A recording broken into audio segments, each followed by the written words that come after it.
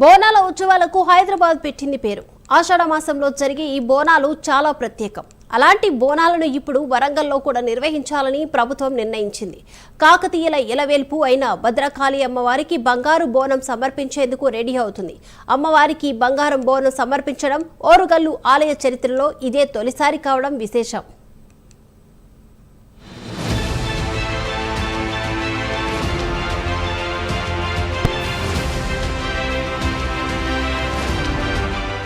కాకతీయుల కాలంలో నిర్మించిన ఓరుగల్లు ఇలవేల్పైన భద్రకాళి ఆలయంలో తొలిసారిగా అమ్మవారికి బంగారు బోనం సమర్పించనున్నారు. ఇందుకు సంబంధించి దేవాదాయ శాఖ నుంచి ఆలయ అధికారులకు ఆదేశాలొచ్చాయి. దాదాపు 400 ఏళ్లుగా హైదరాబాద్ లాల్ దర్వాజా సింహవాహిని మహంకాళి ఆలయంలోని అమ్మవారికి బోనమెత్తుతుండగా ఈ ఏడాది ఇదే ఆలయ కమిటీ ఆధ్వర్యంలో భద్రకాళి అమ్మవారికి బంగారు బోనం సమర్పించనున్నారు. ఈ నెల 22న దేవాదాయ శాఖ మంత్రి కొండా సురేఖ హాజరై అమ్మవారికి బోనమెత్తుతున్నారు.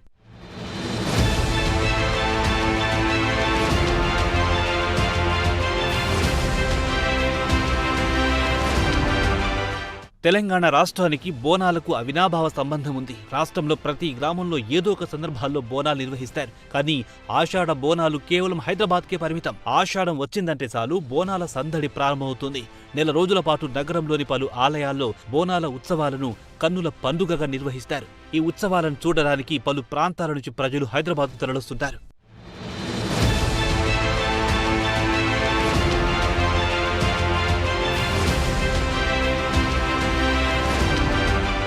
అయితే ఇప్పుడు ఆషాఢ బోనాలను వరంగల్ భద్రకాళి ఆలయం నిర్వహించడం విశేషం. వరంగల్ భద్రకాళి ఆలయానికి ఎంతో చారిత్రక ప్రాముఖ్యత ఉంది.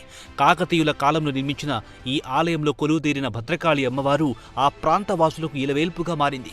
అమ్మవారికి నిత్య పూజలతో పాటుగా నవరాత్రి సమయంలో ప్రత్యేక ఉత్సవాలు నిర్వహిస్తారు. అయితే ఈసారి ఆలయంలో బోనాల వేడుకలను కూడా నిర్వహించాలని ప్రభుత్వం నిర్ణయించింది. ఆలయ చరిత్రలో తొలిసారి అమ్మవారికి బోనం సమర్పించనున్నారు. దీనికి సంబంధించి దేవాదాయ శాఖ నుంచి ఆలయ అధికారులకు ఆదేశాలొచ్చాయి.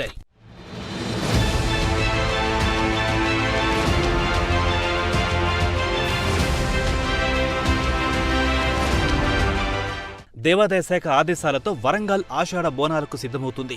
ఈ నెల 22న అమ్మవారికి బోనాలు సమర్పించడానికి ఏర్పాట్లు చేస్తున్నట్టు ఆలయ ఈవో శేషు భారతి ప్రధాన అర్చకులు శేషు తెలిపారు. ఆలయ సంస్కృతి సాంప్రదాయాల మేరకు ఈ బోనాల ఉత్సవాలు నిర్వహిస్తామని అన్నారు. ఈ ఏడాది నుంచి బోనాల ఉత్సవాలు నిర్వహించాలని ప్రభుత్వం నిర్ణయించిందని, దానికి అనుగుణంగా ఏర్పాట్లు చేస్తున్నట్టు చెప్పారు. అంతేకాదు ఇప్పటి నుంచి ప్రతి ఏటా భద్రకాళి అమ్మవారికి బోనం సమర్పించనున్నట్టు తెలిపారు.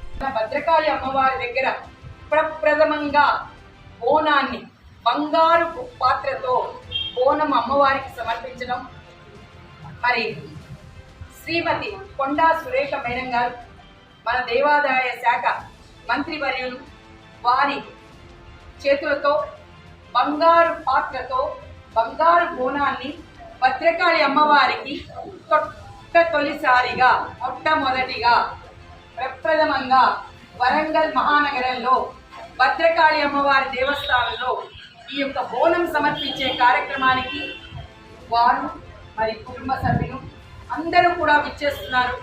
మన ఎమ్మెల్యే గారు వారి కుటుంబ సభ్యులు మరి పెద్ద పెద్దలు అందరూ ఎంపీలు ఎమ్మెల్సీలు అందరినీ కూడా ఆహ్వానించడం జరుగుతోంది.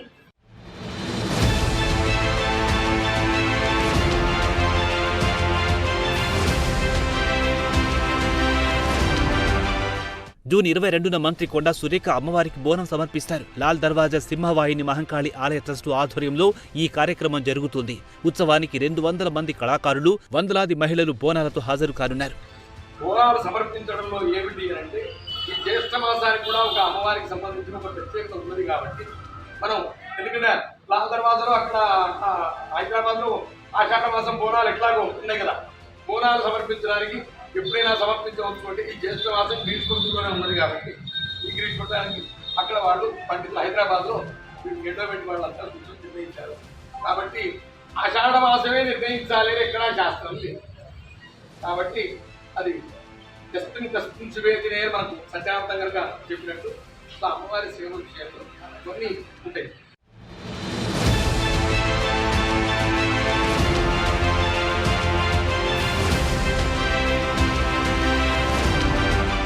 ఇప్పటి వరకు హైదరాబాద్కు మాత్రమే పరిమితమైన ఆషాఢ బోనాలను ఇప్పుడు ప్రభుత్వం వరంగల్లో కూడా నిర్వహించనుంది. ఎంతో చరిత్ర కలిగిన భద్రకాళి అమ్మవారి ఆలయంలో ఇప్పుడు ఆషాఢ బోనాలు నిర్వహించడం పట్ల భక్తులు హర్షం వ్యక్తం చేస్తున్నారు.